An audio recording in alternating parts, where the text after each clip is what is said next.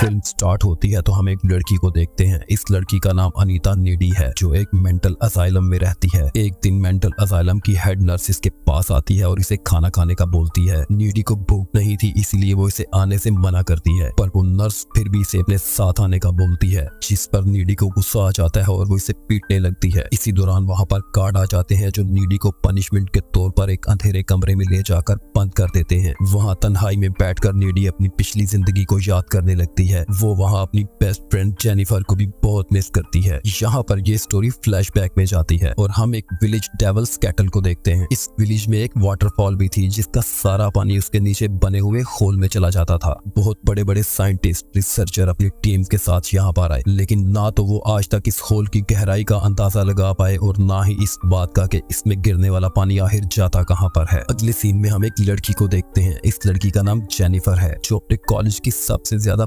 Beautiful, popular और हर time मस्ती में रहने वाली लड़की होती है। दूसरी तरफ हम नीडी को देखते हैं, जो अपनी फ्रेंड से बहुत ही ज्यादा डिफरेंट थी। वो बहुत ही सिंपल, सादा और एक आम सी लड़की थी। नीडी का एक बॉयफ्रेंड भी होता है, जिसका नाम चिप है। एक दिन नीडी अपने बॉयफ्रेंड के साथ उसके घर पर होती है। वो दोनों एक दूसरे के करीब आने लगते हैं, तभी वहाँ पर जेनिफर आ जाती है। वो उसे अपने साथ आज रात पार्टी में आने का कहती है। नीडी अपने बॉयफ्रेंड को वहीं पर अकेला छोड़कर जेनिफर के साथ चली जाती है। इस पार्टी में एक बैंड परफॉर्मर निकोलस परफॉर्म करने वाला था। जेनिफर वहां उसकी तरफ अट्रैक्ट हो जाती है और वो उसे एक ड्रिंक ऑफर करती है। अब जेनिफर वहां पर निकोलाई के लिए ड्रिंक लेने के लिए जाती है। तभी निकोलाई अपने फ्रेंड्स के साथ मिलकर जेनिफर के साथ रेप करने की प्लानिंग करता है। उसकी ये सारी बातें नीडी छुपकर सुन लेती है। अब वो जेनिफर के पास आती है और उसे निकोलाई की प्लानिंग के बारे में बताती है, पर जेनिफर नीडी की किसी भी बात पर ट्रस्ट नहीं करती। अब क्लब में निकोलाई की परफॉर्मेंस स्टार्ट हो जाती है और वो एक गाना गाने लगता है। तभी क्लब में शॉर्ट सर्किट होने की वजह से आग लग जाती है। आग इतनी भड़क जाती है कि हर कोई अपनी जान बचाने के लिए भागने लगता है। इसी दौरान नीडी और जेनिफर भी क्लब की खिड़की से कूदकर बाहर आती हैं और अपनी जान बचाती हैं।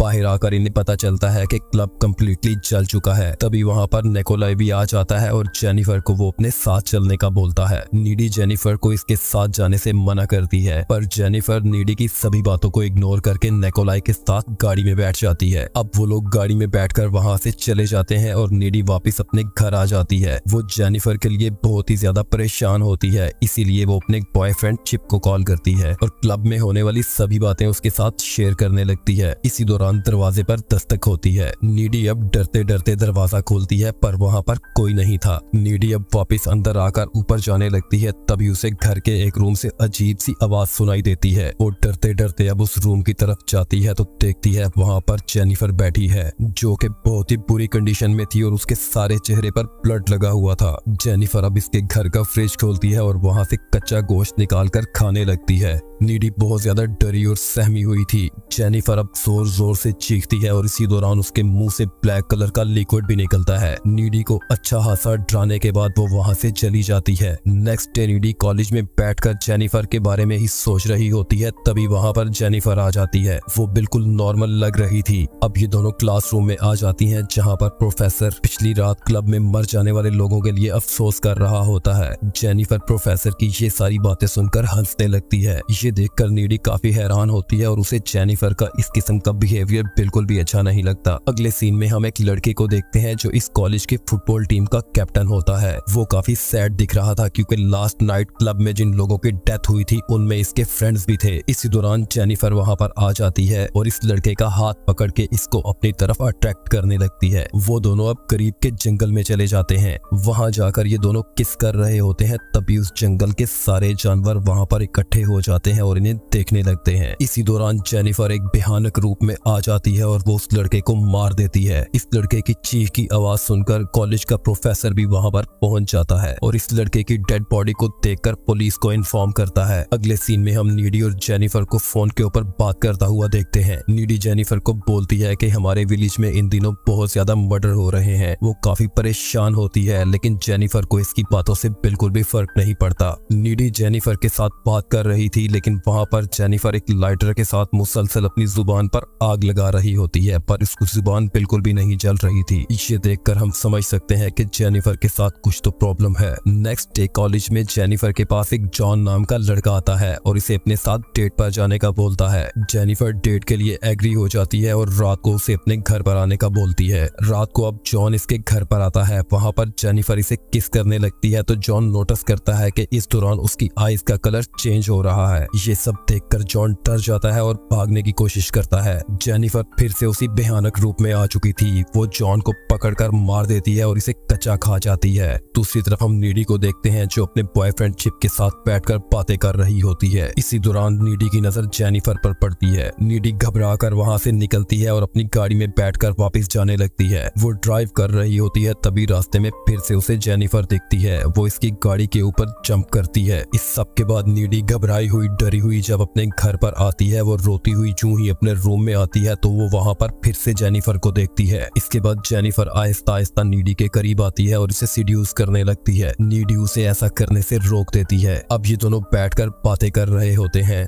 वहाँ पर जेनिफर इसे उस रात के बारे में बताती है जिस रात क्लब में आग लगी थी। जेनिफर कहती है कि उस रात जब मैं उन लड़कों के साथ गाड़ी में बैठकर गई तो वो मुझे वाटरफॉल के पास लेकर गए।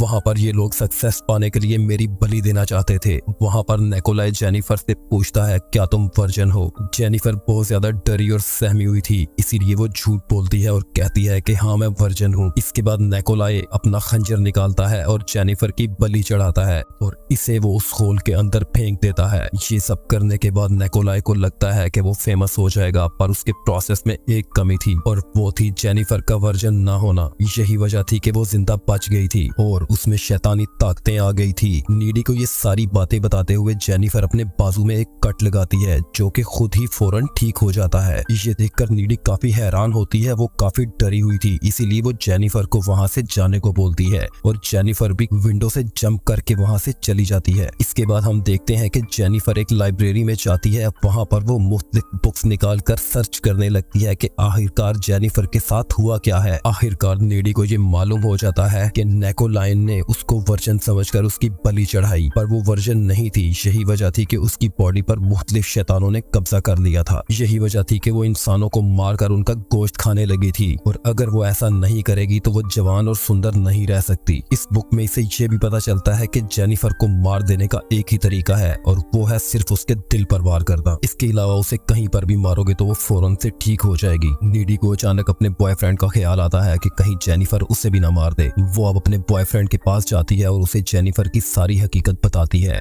वो उसे बताती है कि जेनिफर अब नॉर्मल लड़की नहीं है, वो एक शैतान बन चुकी है, उससे दूर रहना। वो इसकी बातों पर ट्रस्ट नहीं करता और नीडी उससे ब्रेकअप करके वहाँ से आ जाती है। आज की रात कॉलेज में नाइट पार्टी थी, नीडी भी वहाँ पर थी। वहाँ हम चिप को देखते हैं जो कि इस पार्टी में आने के लिए पैदल ही आ रहा था। तभी जेनिफर इसके पास आती है और नीडी की बुराइयां करने लगती है। वो वहाँ चिप को कहती है कि नीडी का कैरेक्टर ठीक नहीं है। इसी दौरान नीडी उसे सीड्यूस करने लगती है ताकि वो इसकी तरफ अट्रैक्ट हो जाए। चिप को भी इसमें इंटरेस्ट होने लगता है, इसीलिए दोनों जंगल की तरफ चले जाते हैं। दूसरी तरफ नीडी का दिल घबरा रहा होता है। उसे ऐसा लगता है जैसे जेनिफर चिप के साथ कुछ बुरा करने वाली है, इसीलिए वो पार्टी छोड़कर बाहर आती है और चिप को ढूंढने लगती है। वहाँ जेनिफर और चिप जंगल में अकेले बैठकर बातें कर रहे होते हैं। वहाँ चिप जेनिफर को बोलता है कि मैं अब भी नीडी से प्यार करता हूँ। ये सुनकर जेनिफर को गुस्सा आ जाता है और वो चिप को पानी में धक्का दे देती है और उसे मारने के लिए पानी में छलांग लगाती है। वो चिप को मारने ही वाली होती है, तभी वहाँ पर नीडी आ जाती है। अब इन तीनों की वहाँ पर फाइट होती है जिसमें चिप मारा जाता है और जेनिफर वहाँ से भाग जाती है। नीडी अब बहुत ही तकलीफ में होती है। वो चिप की डेड बॉडी के पास बैठकर बहुत रोती है। नीडी बहुत ही ज्यादा गुस्से में होती है, इसीलिए वो जेनिफर के घर पर आती है और उस पर अटैक कर देती है।